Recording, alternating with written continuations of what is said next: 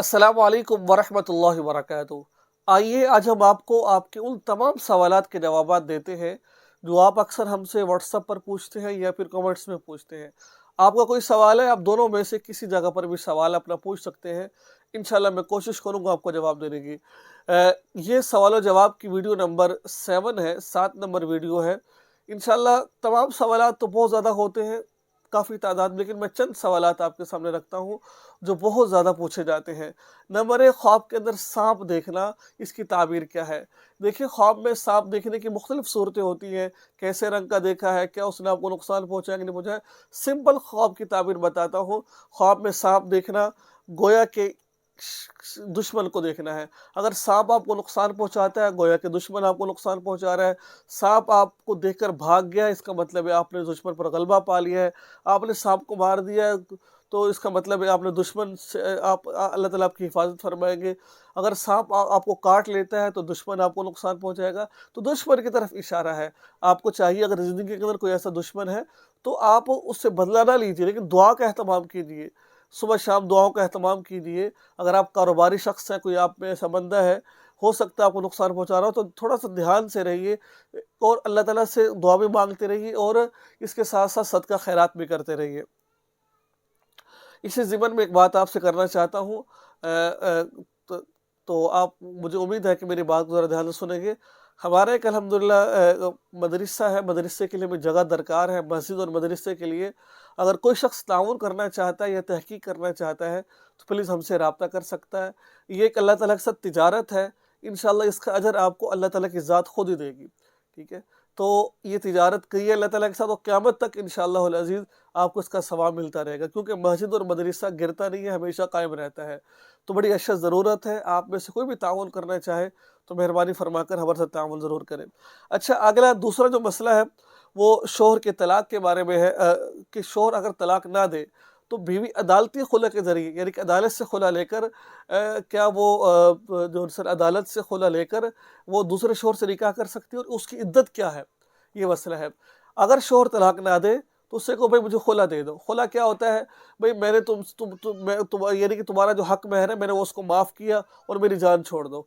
अगर वो नहीं छोड़ता तो फिर अदालत से औरत रुजू कर लेती है। याद रखिए, अदालती खुला मोतबर नहीं है। अदालत क्या करती है? शौहर को बुलाती है, नहीं आता तो खुद ही फैसला कर वो कर देती है।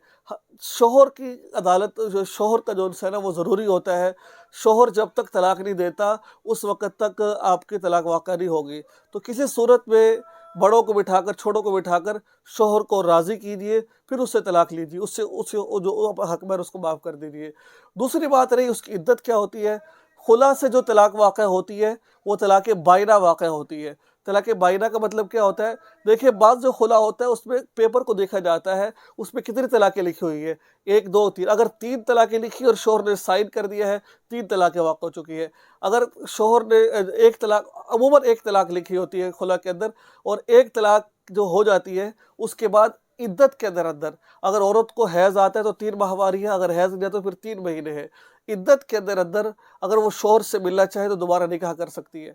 अगर शौहर उसको एक्सेप्ट नहीं करता है या फिर वो शौहर को एक्सेप्ट नहीं करती है तो फिर 3 यानी कि माहवारी, अगर हैज़ आता नहीं आता तो फिर वो यानी कि 3 माहवारियों के बाद या 3 महीनों के बाद अगर उसको हैज़ नहीं आता तो वो औरत दूसरी जगह निकाह कर सकती है। मालूम हुआ आपको, इद्दत भी मालूम होगी, पूरा मसला भी मालूम हो गया। अच्छा, ख्वाब में शौहर की दूसरी शादी देखना, ये बहुत सारे लोगों की तरफ से सवाल होता है।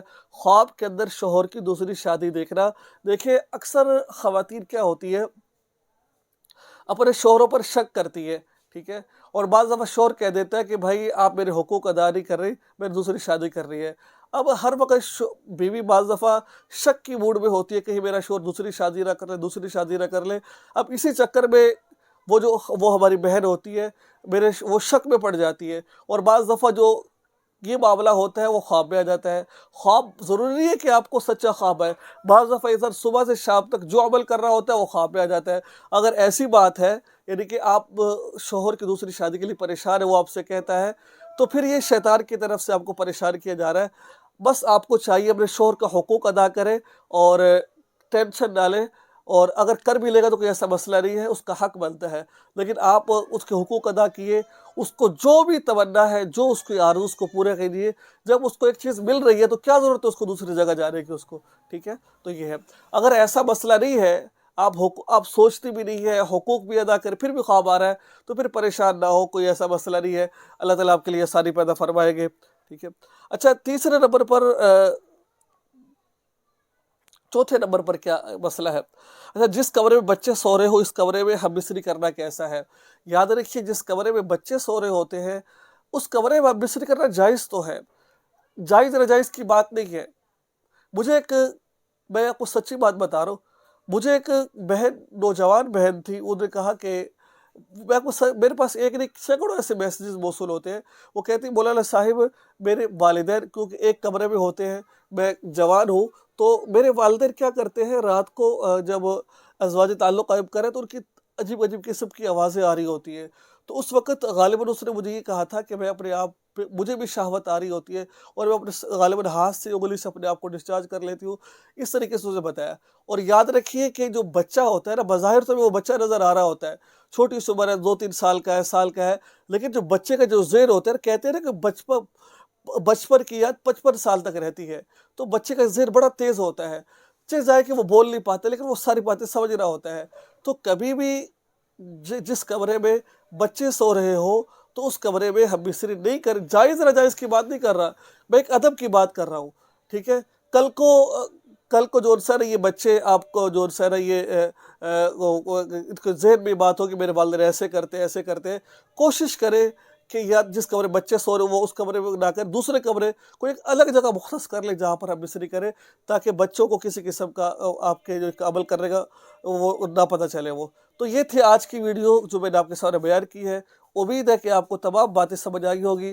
دعا میں یاد رکھیں اور ہمارے ساتھ تعاون ضرور فرمائیے گا، خدا کی قسم ہمیں ضرورت ہے، اور میں ایسے بات نہیں کر رہا، تو آپ ضرور مجھ سے رابطہ کریں، میں آپ کو تمام چیزیں دکھا بھی سکتا ہوں، تمام چیزیں میرے پاس موجود ہے۔ دعا میں یاد رکھیں۔ السلام علیکم ورحمۃ اللہ وبرکاتہ۔